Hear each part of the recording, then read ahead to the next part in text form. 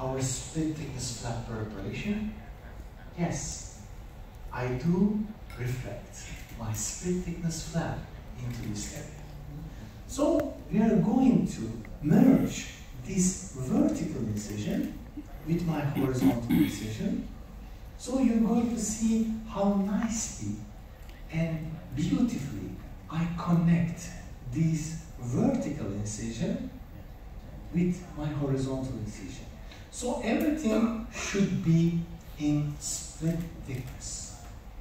You can see now, I reflected the flap split thickness. But be careful, you have to repeat the same procedure, copying yourself.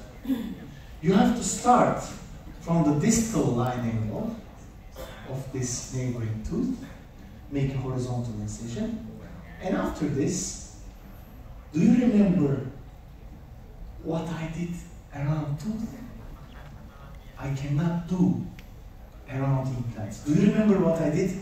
I grabbed my periostal elevator and did a full thickness flap. Do you remember? Oh, you remember?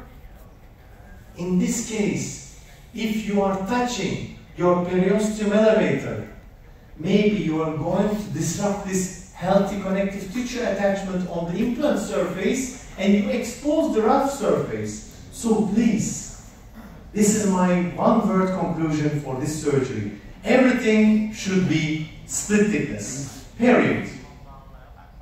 Don't touch your periosteum elevator around implants if you are working with this type of soft tissue defect. So now it is time for me, for the first time, touch to my flap, because since you are touching very gently, you need to remove the attachment of the soft tissues very gently. I also would like to work and remove laterally.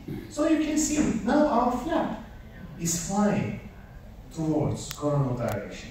Now it is time for me, what? To remove all of the epithelium and to expose the connective tissue under it. Do you remember? It's the same principles around the tooth. But if you don't know how to work around the tooth, forget about covering implants. Please, first step, cover the roots. Work around the tooth, because tooth is your friend from your childhood. But this is not a real friend. You have to be very careful. And you can see now, this part is also being removed under the flap. So, buccal flap should be perfectly clean. I go to palate to expose and get some connective tissue graft.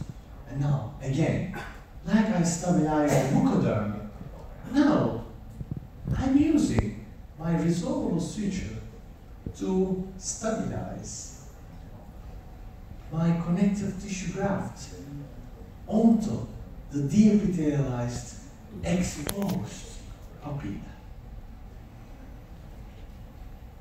Please cut it very short, because this will be buried under your flap, submerged fully. That's why you don't need a lot of interaction to resorb it. That's why you need to make it very short. And now you repeat the same procedure to stabilize the connective tissue graft towards the distal aspect. So this is how I'm going to stabilize the connective tissue graft. Now it is time for me to go for the closure of the coronary advanced flap over the connective tissue graft. I don't want any exposure of my connective tissue, okay? So now I'm using, again, a sling suture towards the healthy papilla. And now it is time for me to close the vertical releasing incision one by one. So I start from the apical aspect of the mesial side. Why? Did you see that the flap is towards the distal aspect? I want to first close this part, because this flap has an orientation to run away from the midline. That's why you don't need to close first the distal.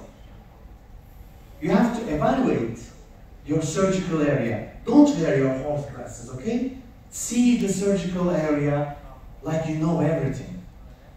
And that's why you are going to close the distal as a second step after you closing the mesial lining, okay? Now it is time for me to close the distal papilla. But my dear friends, I see. I am not in the surgery in the mood of God. I say, yes, I did a mistake. And that's why I didn't remove this. Because I'm an honest guy. If I don't like a suture, I remove it. And don't put your ego in the surgical table, okay? If you make a mistake, try to cover it immediately. And that's why I removed this suture.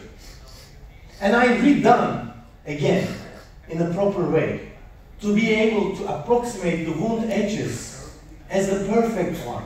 But now, distal is perfect. There is no blood sipping. But you see, there's a little blood sipping. What does it mean to me? It's a dead space. I will have a lot of clot there.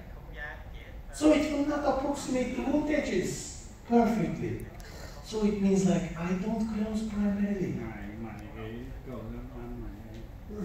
That's why you need to stabilize your sutures. Look at the beauty of the closure.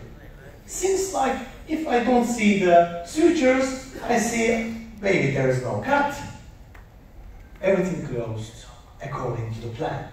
And you can see now, when I placed my provisional inside, you can see the perfect integrity of the gingival margin and the continuity, and look at the emergence profile from this implant bone.